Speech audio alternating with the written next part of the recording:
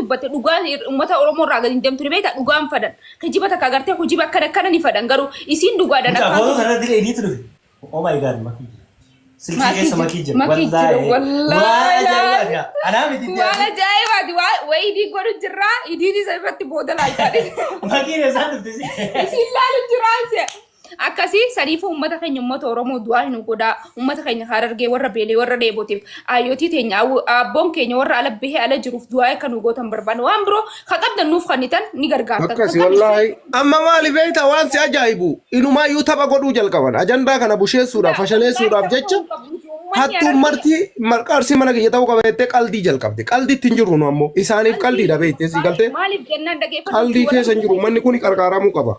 nuti warra biyya keessa jiru beeka nuti warra biyya keessa jirtu uummanni keenya akka ta'aa jiru ni beeka wallahi laazim quuqama nama keenyaa nu beeka haati teenya abbaan keenya jimaa gurguree asiin nu gahee jimaa gurguree nu barsiisee ila asiin nu gahee uummanni Harargee jimaa yoo hin jiraanne yoo inni takka hin jiraanne ala facaanii ala kadhachuu jiran saniif nuti sagalee taaf nuti yoo hin jiraanne isaan hin jiran jechuu isiniif garaame safaataa daaba qaldii daaba hanjamaa gootanii liifirra baatanii abaluu gargaarsa godha jettanii sanumayyuu dhagayi abaluu gargaarsa godhi jedhee uummata Oromootu nama ayyamuu qaba si galta uummanni Oromoo osoo ayyama siin kennin mallaqa nama takkaa walii qabuu hin dandeessu maqaa gargaarsaati kun yakka mataan isaa si gaafachiisa eenyutu ayyama isaa kenne eenyutu mallaqa walii qabi isaan jee eessaa walii qaba iddee akkamitti uummata saama uummanni aboo saamicha yaakii saamichaan jiraachuu baratanii mee rabbii jedhiitini namni mallayni mana ebanuutitti haa qarqaarsi godhamu jedhe akkamitti mana kiyyatti ta'uu qabeedhee jeequmsa kaasanan.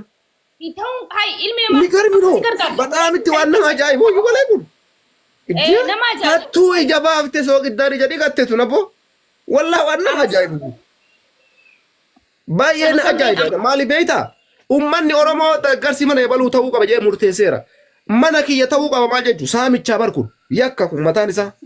Iddee baga mina isara anna kun annaaf barbaachisan uummanni Oromoo ebalu godhi okay gaafa san Oromoon hundi dhufee maayikii illee dhaytee anis dhaqee hundi keenya dhaynee mana sanirra hirmaanna har'a Oromoon ka jedhe mana maayikiiti namni tokko mana isaa yoo bane hattuudha hattuu ammoo seeraan to'annanu dhugaa isinitti maal bakka kamittuu namni seera jalaa bahu hin jiru barbaachisaa taanaani iddee kami qalladha uummanni mallaqa namaa saamuudhaaf deemu maal jechuu dhugaa wallahi waan dhaabbadhuu qaba namoota kana dhaabaa warri ammoo nama kana bira dhayxanii maarree kennaa goota kennaa akkasii kenna tan dhaabbadhaa gootummaa wayiitu hin jirtu mallaqa saamuu irratti sinii galte waan takka uummata kanaaf hin hojjedha hoo jette ayyama uummata Oromoo si barbaachisa mee fakkeenyaaf amma Ustaaz Raayyaa fa'aa laali dheenqadda qarqaarsa walloo Oromoon hundi Raayyaa fa'aaf carraa kenne deeggarsa godha yeeni carraa isaanitti laate akkasumatti Oromoon hundi amanee Ustaaz Raayyaan fa'aa namoota amanamoo mallaqa namaatitti najamne maayikiin fa'aa har'a ragaa ofitti ba'an jechuun nuti isiniif amanamoodha haqatee sanitti hin barbaannu waan saba kanaaf jecha isin gootan hunda bakkaan geennattee ijoolleen tun haqa jirtu argisiifte jechuudha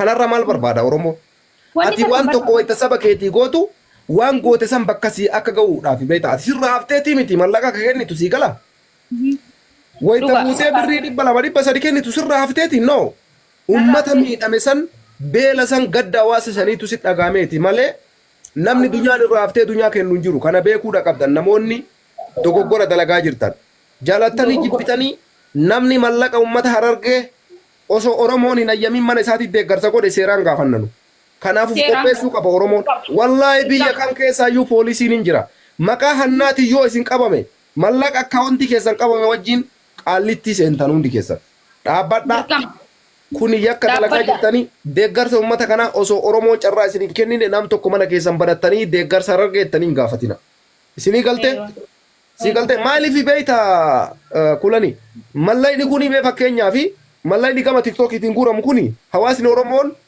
mallaqa guddaa galte birriin deeggadda walii qabame miliyoona tokko tuqaa wayi fakkeenyaaf namoonni mallaqa kana osoo namni isaan hin ayyamin mallaqa mana kiyyatti guure eenyundi akkamitti mooralii akkami an osoo Ahmad hin ta'ee fakkeenya qarqaarsa Harargee ijoolleen tun amma fakkeenya murtiin fa'aa deeggadda dogoggora akkanaatiin Oromoon irratti duule hattoota jedhanii ni jechuu ijoollee tan har'as taanaan namni osoo Harargeen uummanni Oromoo bal'aan ayyama isaan godhin mana ofiitti deeggarsa Harargee jedhee bane mataan isaa hattuudha kana beekuudha qabna nuti har'a tokko kabeen Oromoo waliigala maayikii qofa ani kanarra gadi fageesseedha yoo ammoo Oromoon mana mubaarak ta'uu qabedhe Oromoon hundi murteesse ummata murteesse saniin gara kaanitti shokolaataa yuutuubii wal ijaartee waatsaappii wal ijaartee waan hin taaneef jecha miidiyaa kanarra fiidu nama sanii homaa godhuu hin dandeessu. Gaafa rakkootti galee abbama santu kophaa isaa miidhama beekta. Warra tufuuzoo ta'ee miidiyaan lafa dhiitu kun nama sanii waan takkan godhu.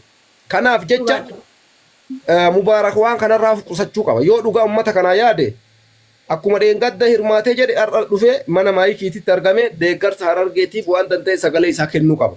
Ufiillee irratti hirmaachuu qaba. Kana isarraa barbaanna. Saniin gara kaanitti ayyaama namni isaa godhe hin jiru. Deeggarsi akka mana isaatiif godhama.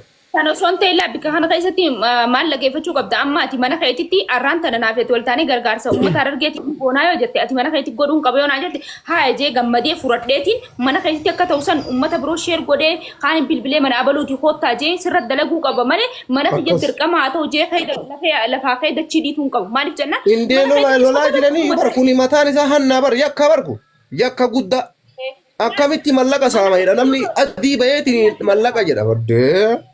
Kola dhiigaara beektaa suusiitti taate suusii beektaa namni tokko yoo suusa'u jechuun adii bahee dubbata. Suusiitti ta'e bakka mallaqa uummataa kanatti fayyadamuun akka suusiitti ta'e kanaafuyyuu waan akkanaarraaf qusachuu qaba.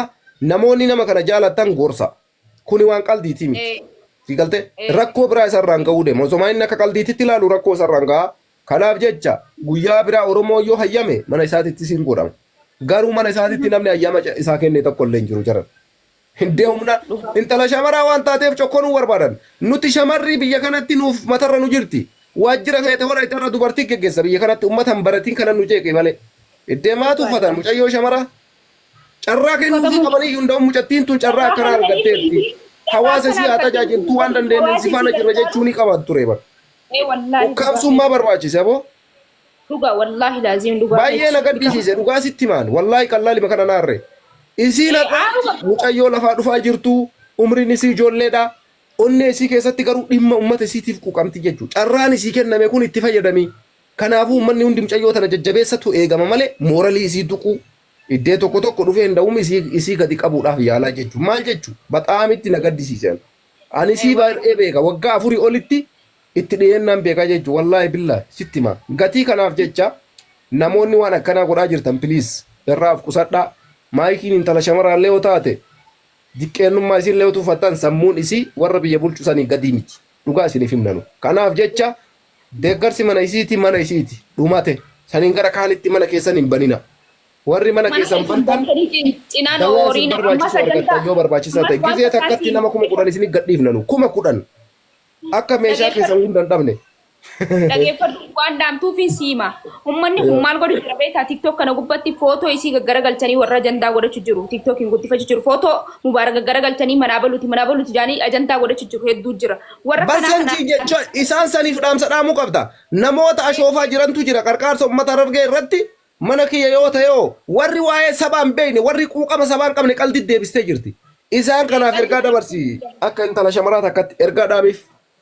Ergaan ani isinii dhaamu warri silaal nuti lubbuurraayi onneerraayi wanni haasa'u jiru uummanni keenya uummanni Harargee onneerraa beelehee beelti guyyaa takka mi'aati sakandii takka osoo hiraata nyaanne bultee faxara osoo nyaanne oolte hanqam takka gaa miizaanni kee bu'aa namni kun hirriiba dhabee maallaqa dhabee waamee qaan nama dagaa uummanni keenya uummanni Harargee nuti jechu onneerraa quuqamneeti hayyootiin teenya awwootiin teenya akkasi bahanii hararraa baanii hararraa ilaa miilaan ilaa finfinnee dhufu jiran isinii galee miilaan beelawaa jechuudha. Haala gabbaanii hiriyaa fuula isaanii dhaabbatanii kadhachaa harkatan nyaatanii dhabanitti dhiisanii hararra bulaa hararra ciisaa abbaan abbaa kiyya ka fakkaatu hundi isaa silaa hararraan hin malle silaa mana keessaa malu jechuudha. Ala ciisu jira. Haati haadhatii na fakkaata hararra ciisuudhaan hin malle hararra ciisu jira. Saniifuu warri qalbii godhu jirtan wallaahi pilis TikTok kanarra ni nagaraan giseen seena sii galee warra mana baluu goona mana bakka achi goona Harargeedhaaf maarree goona jettanii warri qalladu jirtan lubbuudhaan hin taphatina hin qalladina qalbii hin ta'u wanni gargaarsaa qalbii hin ta'u safaataan ta'u waan birootiin hanjamaa taphadda akka feetanitti jechuudha. Garuu waan lubbuutiin waan gargaarsaa Harargeetiin hin hanjamina. Maqmaasuu. Nama hanjamu san dawwaltanii maatiin inni qoyamne. Maal sa TikTok gubbaa seen ilaalime warra silaa footoo gaggaragalchee mana keenya gootu mana keenya ta'a uummanni gargaarsaa Harargee Mubaarakii fi wanni biratti hin ta'u jaanii warra hedduu akkanaa hanjamu jira wallaahi TikTok gubbatti nama takkaa lama jira nama 5 nama 6 nama 7 fa'aa jala jira nama akkasii. Isaa bakka bu'uunumayyuu qalladaa jiru amma qaldii godhaara maaliif beeyta uummanni kuni guruppiidhaan wal tamsaasa yuutuubiidhaan waasaappiidhaan nuti ammoo waan akkasii gochuu yoo barbaadne wallahi billahi sa'aatii ammaa kanatti waan sanii ol isaan hojjetan kanaa ol hojjechuu dandeenya garuu hin barbaachisu waan akkasii Oromoo walirra dalaguun namoonni akkanaa kun dhaabbachuudha qaban WhatsApp keessaa deebon akkas jedhi minaamina no en fayyadu kun sanitti rakkoon biraan jirtu nutis waa baay'ee jira jechuu barbaadeeti. Kanaaf jecha namoonni akkasiif qusachuu qabanii walumaa galatti wanni hawaasni Oromoo beekuudha qabu deeggarsi har'a godhamu mana maayikiititti. Saniin gara kaanitti namni mana isaa bane hattuudha. Si galtee hattuudha itti gaafatamta waan godhaa jirtuuf jechuudha. Oromoon hundi kana itti himuudha qaba. Dhugaa beekama. Yaa isii tana qofa jechuudhaaf seenaa si galtee hundi keessanuu namoota mana isaanii banan deeggarsa maqaa Harargeetiin ayyama namni isaa godhe tokko hin jiru. Tokko hin jiru. Namuu sagalee qabu. Namni isin ayyame hin jiru. Qarqaarsa Harargee uummata kanaaf quuqama yoo qabaatte carraa kee eeggadhu carraan gaafa sii kenname goota.